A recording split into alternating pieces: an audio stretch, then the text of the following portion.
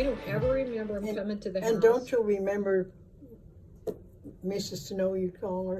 Mrs. Snow and Everett, I remember. Yeah, they were very good to us. Very, very good to me. So was Connie and her Louis. husband. People were very good to me. And the Meisters. But I remember Mrs. Snow, I must have been too young to be left on my own in the summer. You were working in the summer. So she used to take me to vacation Bible school at her church. I remember it was in the stroller. Oh, well, when I was older too, she'd take me in the summer. Yeah, and you went to another place. Yeah, but I went there with her, and because I was in parochial school, I knew my Bible.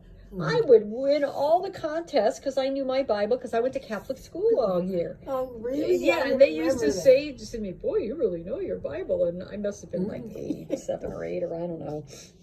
But yeah, because Michael even went over there.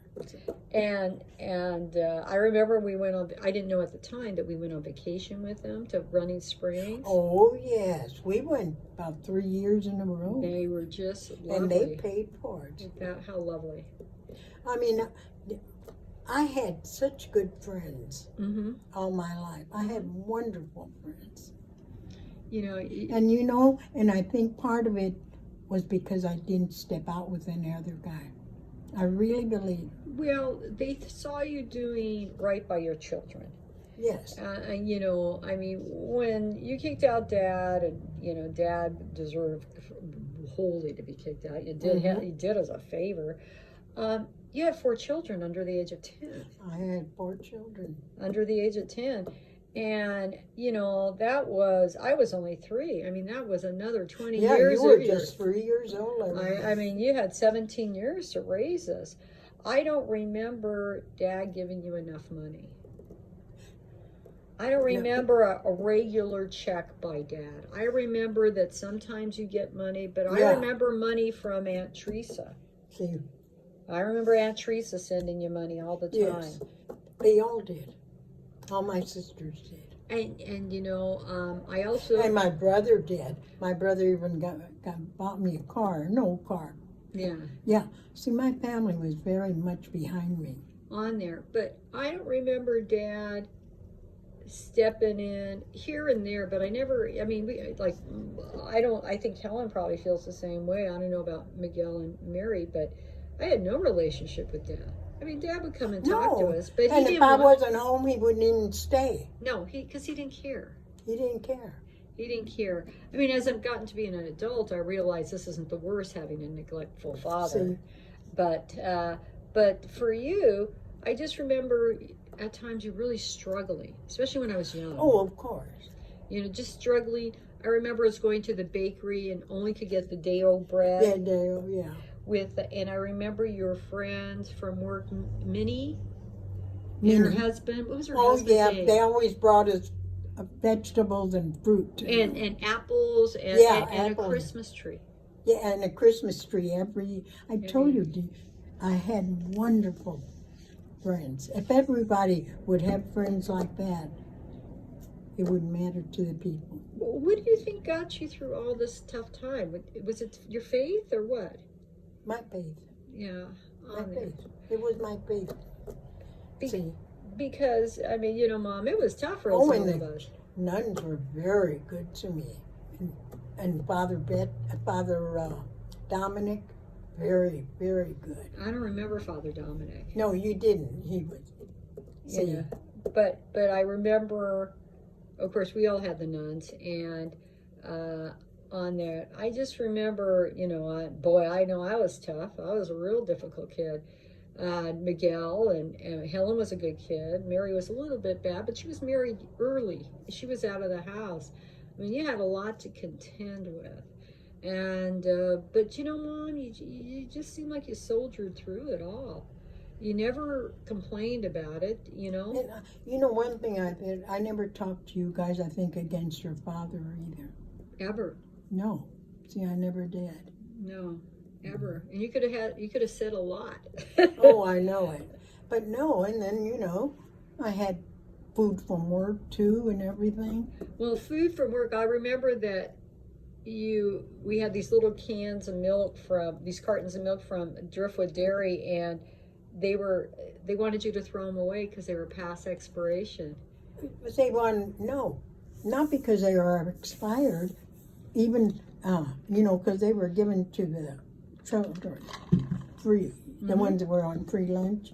But, those meals, but the people that when I first started working, the people that helped out at lunchtime, and they weren't getting paid. Mm-hmm. They were doing voluntarily. So, but the government wanted you to throw that food away, and I wouldn't. Mm-hmm. I gave it to my workers, Mm-hmm. the ones that worked in. Then when they started, then eventually they decided, because the cafeteria had its own money, that I could start paying my workers. Mm-hmm. Those people. Mm-hmm. So that all of a sudden everybody wanted me to hire this. I didn't. The ones that volunteered and wanted to work, I hired them. Oh. Because to begin with, it was only 2 hours a day, but that's all they worked anyway. Mm-hmm.